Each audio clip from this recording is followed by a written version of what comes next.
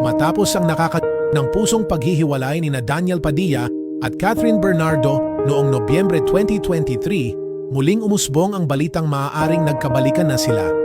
Ang breakup ng Katniel ay naging isa sa pinakamalalaking issue sa showbiz noong nakaraang taon, lalo na't napabalitang ang dahilan ng kanilang paghihiwalay ay ang di umano'y pambabae ni Daniel.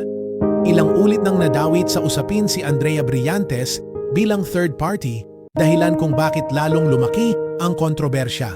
Ngunit matapos ang halos isang taon ng pananahimik at pagbangon mula sa matinding emosyon, muling nabuhay ang pag-asa ng Katniel fans nang ibulgar ni Christy Fermin na pilit umanong sinusuyo ni Daniel si Catherine.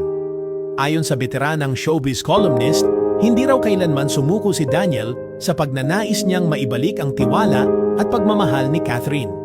Hindi ito tumigil sa pagsisikap at patuloy na gumagawa ng paraan upang muling mapanumbalik ang kanilang relasyon. At sa isang revelasyon na ikinagulat ng marami, sinabi ni Christy Fermin na nagkabalikan na ang dalawa. Hindi pa doon natapos ang usapin dahil kasunod ng balitang ito, nagsalita rin si Xian Gaza at sinabing ayon sa kanyang malapit na source, totoo raw ang mga haka-haka. Balik na nga sina Catherine at Daniel sa isa't isa. Ang kanyang pahayag ay lalong nagbigay ng kumpiyansa sa mga fans na posibleng may katotohanan ang mga lumalabas na balita.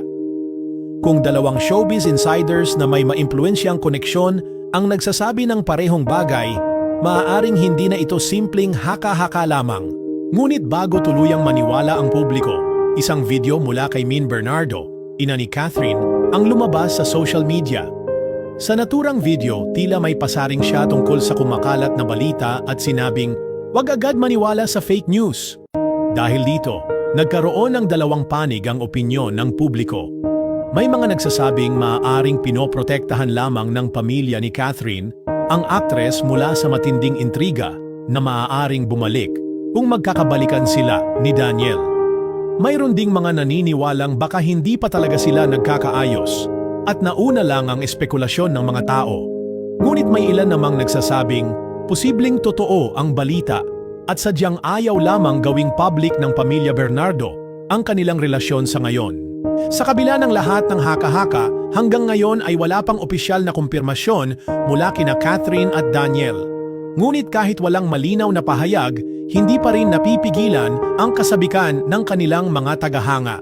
Patuloy silang nagmamasid sa bawat galaw ng dalawa, mula sa kanilang social media posts hanggang sa mga event na kanilang dinadaluhan. Ang simpleng pag-like sa post ng isa, ang pagkikita sa parehong lugar, o kahit ang tila pag-aayos muli ng kanilang relasyon sa likod ng kamera. Lahat ito ay pinagmamasdan at binibigyan ng kahulugan ng kanilang masugid na taga-subaybay. Dahil dito, isang tanong ang patuloy na bumabalot sa usapin, totoo nga bang nagkabalikan na sina Daniel at Catherine? O isa lamang itong panibagong katang-isip ng mga umaasang fans na hindi pa rin matanggap ang kanilang paghihiwalay?